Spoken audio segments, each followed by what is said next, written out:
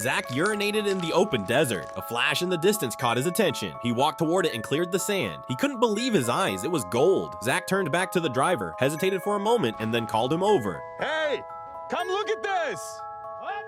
Just come here! The driver checked it, and indeed, it was pure gold. They immediately started digging, but the object was enormous. They tried to pull it with the car, pressing the gas pedal all the way, but it didn't budge. They gathered wood and lit a fire to ward off wild animals. Then the driver suggested something. One of them would stay and guard the gold while the other went to get an excavator. The round trip would take 5 days. The driver said he knew the desert conditions better, but Zack insisted on staying to guard it. The driver warned him, it's unbearably hot during the day, and wild animals roam at night. Zack said he could handle it. They made a deal, dividing the food and water. The driver took most of the water, saying it was to cool the engine, then tossed Zack a satellite phone and left. 5 days for a lifetime of wealth, Zack thought to himself. It's totally worth it. Zack set up a small tent beside the gold. The first night was calm. Zack had food and water, but he felt scared because the growls around him never stopped. One wrong move and he could become prey to the wild animals. The next morning, the sun woke Zack up. He reached for a drink of water, paused for a moment, and then put it back to conserve it. While gathering firewood, Zack discovered a plane wreck. He removed some parts and built a better shelter, much sturdier than the tarp. Through the window, he could still see the gold. Finally, Zack managed to sleep for a while, but not for long. The heat woke him up again. His face began to blister. He stayed inside until sunset, sitting beside the gold and laughing wearily. Zack was growing tired of waiting, so he grabbed a rock and struck the gold. One chunk broke off, and even a piece that small was enough to make him wealthy for life.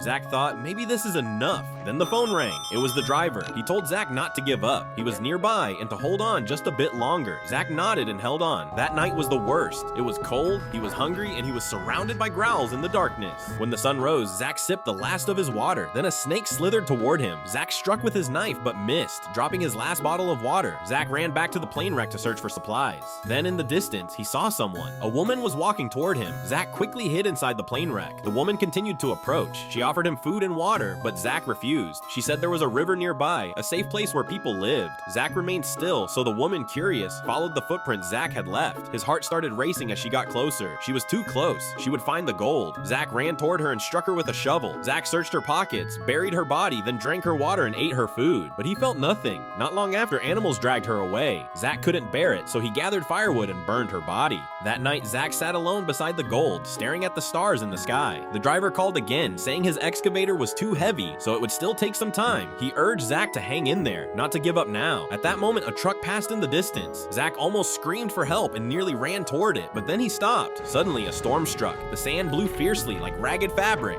Zack crawled into shelter. It didn't last long. The storm collapsed everything, and Zack passed out. A while later, Zack woke up. A piece of wood lodged in his side. He was barely conscious.